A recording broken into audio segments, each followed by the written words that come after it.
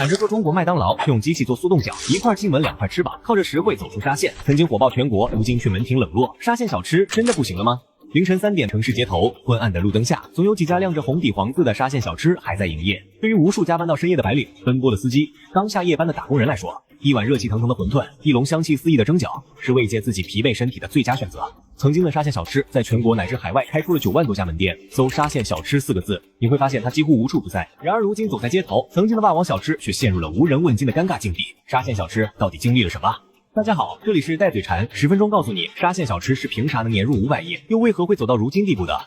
1992年啊，一個叫鄧世奇的男人扛着一口鍋，帶着妻子慌慌張张就上了火車。沒有目的地的兩人在車上晃悠了8個小時後，來到了廈门。兩人用2個爐子、1根木錘、1塊塑料布就擺起了地攤，一邊用木錘反覆捶打，一邊吆喝着沙縣小吃，既實惠又好吃，養活了當地周邊工廠的工人和往來路人。看到商機的鄧世奇夫婦立馬付了9000塊錢租了一間小店面，正式開啟了沙縣小吃店。可此時的他還不知道，在幾10年後，這家門店會創造下年入900億的收入。而鄧世奇之所以會選擇來到廈門開店，跟福建當時流行的一種標會有關係。早在90年代初，福建標會盛行，一個標會由幾十個人甚至上百人組成，而發起人則被稱為會長。簡單來說，就是標會的人把手裡的閒錢借給會長，拿去經商用，每個月會拿到一筆高昂的利息。鄧世奇也加入其中，在第一次嘗到甜頭賺了1萬塊錢後，開始瘋狂找周圍人借錢，全部加入標會。可沒想到的是，1992年標會突然垮台，各個標會的會長卷錢跑路，鄧世奇不僅傾家蕩產，還欠着外債20多萬。而當時有同樣遭遇的人還有成千上萬個，鄧世奇則抗不住壓力，選擇跑路。帶着妻子來到廈門後，鄧世奇發現廈門的餐飲市場雖然美食種類多，但面向普通勞動者的平價快餐卻並不豐富。於是鄧世奇夫婦開了第一家沙縣小吃，開業第1天營業額就158元，在當時這筆錢是普通打工人3個月的工資。靠着這家小吃店，鄧世奇不僅還清了債務，還為沙縣小吃走出沙縣，走向全國打開了一扇窗。許多同鄉紛紛效仿，走出家鄉開沙縣小吃店。到了1994年，沙縣小吃在廈門就已經開出了900多家，福州2000多家。可當時想做快餐生意的可不止沙縣人，蘭州拉麵、黄焖雞米飯、木桶飯、豬腳飯也在同一時間扎根於全國各地。沙縣小吃是如何在這群快餐巨頭中殺出自己的一條路呢？靠着3個殺手鐧，首先是豐富多樣的菜品。翻開沙縣小吃的菜單，從主食到小吃，從湯品到燉罐，種類多達上百種。無論是喜歡清淡口味的南方人，還是偏愛重口味的北方人，在這裡都能滿足不同消費者的口味需求。而沙縣之所以擁有眾多小吃，得益於沙縣的歷史底蘊。沙縣位於福建中部的一座小城，早在東晉時期，中原戰亂不斷，導致大批漢人南遷來到福建，因此也帶來了先進的生產技術，包括各種飲食文化。沙縣百姓充分利用當地食材，創造出了一系列特色小吃，从而給沙縣小吃之後的形成奠定了一定基礎。比如扁肉，當初鄧世奇就靠着在街邊用木錘反覆捶打扁肉，真材實料，肉眼可見的制作手法吸引了無數顧客。而扁肉早在古代就已經有了，每天早晨人們會選用新鮮的豬後腿肉，用木棒反覆捶打，直至肉糜細膩如泥，再包入麵皮中。還有蒸餃，採用傳統的手工包制，皮薄餡大，再加上獨特的調味，食客都會聞香而來。憑借菜品豐富這一個殺手鐧，沙縣小吃在鄧世奇的帶領下，直接踹開了全國快餐小吃的市場大門。肯德基、麥當勞都不是他的對手。如今沙縣小吃的门店數量更是肯德基在中國门店數量的6倍。但菜品豐富並不能讓沙縣小吃火遍全國，於是掏出了第2個殺手鐧，超高的性價比。在如今物價不斷上漲，沙縣小吃依然能吊打一众餐飲，保持親民價格。一份拌面只要3塊，一碗扁肉5塊，一籠蒸餃6塊，一份鴨腿飯15塊。這樣的價格對於學生黨、打工人來說再合適不過。再加上它的分量十足，到店的顧客花上10幾塊錢，總能吃得飽又吃得好。而它性價比高的背後，與它的降低成本有直接關係。當初鄧世奇就帶着妻子去廈門開店，客流高峰時也只有鄧世奇跟妻子2人。之後的沙縣小吃大多也都採用了夫妻店的形式，一家人分工明確，丈夫負責後廚烹飪，妻子負責前台服務和收銀。這種模式大大降低了人力成本。為了保證食材的供應和質量，沙縣當地還建立了完善的食材供應鏈體系，統一採購、統一配送，降低了採購成本。緊接着，沙縣小吃又甩出最後一個殺手鐧，便捷高效的服務。隨着沙縣小吃门店的擴張，管理上包括衛生情況以及出餐速度都出現了嚴重問題，導致沙縣小吃口碑受損。為了能夠統一品牌，1997年，鄧世奇二話不說回到老家沙縣，一口氣拿下5家門店，並將裝修風格以及管理統一規整，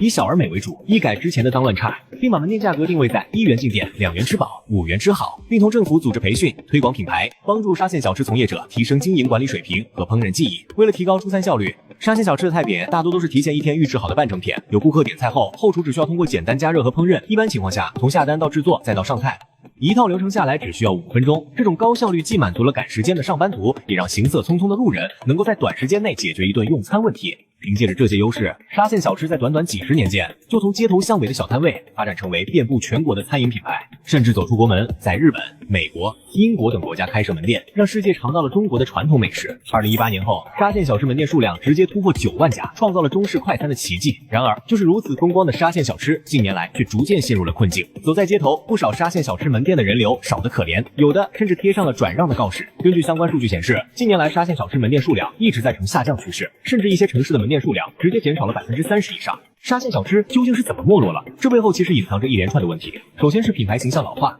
多年來，沙縣小吃的門店裝修風格、菜品樣式幾乎沒有太大變化。當下的年輕人都喜歡風格高端的門店，不僅要肚子吃好，還要視覺上享受。當下爆火的米村拌飯，價格在20元左右，门店風格卻簡單清秀，正是年輕人想要的。而這也是米村拌飯成功的一部分。再看沙縣小吃，多年來一直以簡陋的門店為主，簡陋的桌椅、千篇一律的菜單，給人一種陳舊、低端的印象。這種情況下的沙縣小吃已經跟不上時代的步伐，無法滿足顧客多樣化的需求。其次，食品安全問題頻發。由於沙縣小吃門店大多是個體經營，缺乏統一的管理和監督，部分门店為了降低成本，使用劣質食材，衛生條件不達標。2005年的一起衛生事件，差點將沙縣小吃毀於一旦。福州一家沙縣小吃店被爆出扁肉裡含有硼砂，之後西安、廣州等多個城市顧客都吃出了硼砂。早期的扁肉都是通過木錘人工敲打，之後一些店家為了節省時間，直接用機器把肉攪成泥，再添加硼砂。雖然知道硼砂毒性高，但為了提高利潤，很多門店都使用了這種做法，導致沙縣小吃準備上市的計劃被打水漂。如今的消費者對食品安全問題高度敏感，一旦出現負面新聞，就會對品牌產生信任危機。而沙縣小吃的落後絕對離不開它無創新、無進展的一面。如今的餐飲市場的不斷發展，人們生活水平提高，對飲食越來越講究，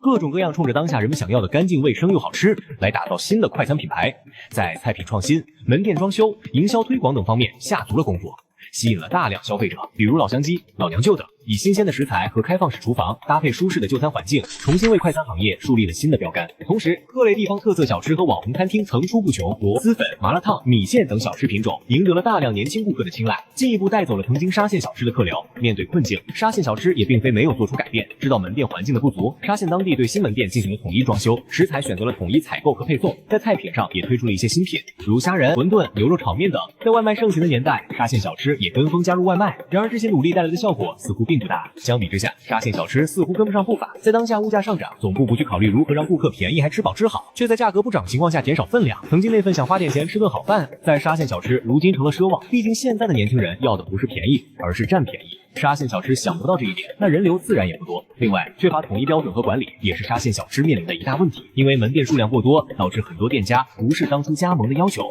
隨意更改菜品配方，制作上偷工減料，以達到更低的成本，導致口味差異過大。同一道拌面，在不同的兩家沙縣小吃店卻吃出了不同的味道。加上一些商家為了省去加盟費，直接冒充做山寨沙縣小吃。市面上看到掛着沙縣小吃招牌的，實際口味卻跟正宗沙縣小吃差了108000里。在顧客不知情的情況下，誤以為沙縣小吃變了，從而對品牌產生了極大的排斥，而總部對此也無動於衷。再加上门店開門時間沒有標準，早上8點左右去吃個早點，要不就是沒開門，要不就是開門了，但是不能做，節假日關門更早。針對以上問題，沙縣當地也做出過多次改進，即便提升了部分門店品質，但全國門店太多，要想徹底規整化還需要好長一段路。但沙縣當地的沙縣小吃卻給沙縣在旅遊行業創造了一定經濟。為了能吸引到遊客，沙縣特地建立多個景區，包括介紹沙縣小吃的發展以及當地民俗等，每年幾乎都有500萬人來沙縣。光是2019年，当地的旅遊行業就突破50億元大關。從9萬家門店的輝煌到如今的無人問津，沙縣小吃開始走下坡路。但這也意味着不管什麼行業都不要止步不前。作為中式快餐的驕傲，沙縣小吃在全國創造了一個商業奇蹟。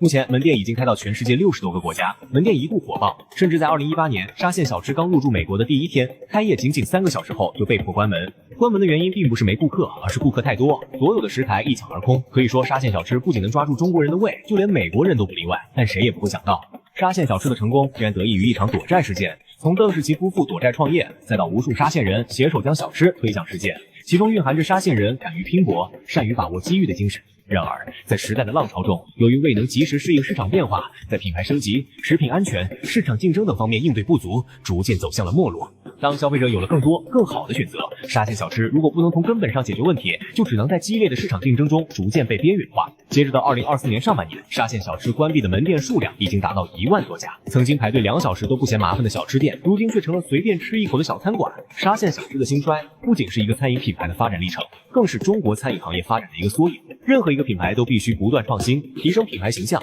加強食品安全管理，提高標準化和規範化水平。只有這樣，才能在激烈的市場競爭中立於不敗之地。雖然如今的沙縣小吃面臨着諸多困境，但作為全國知名度較高的品牌，翻身還是不無可能的。畢竟，那一碗香氣騰騰的扁肉，一份回味無窮的拌麵，代表的不只是一道美食，更是許多打工人心中難以抹去的記憶與情懷。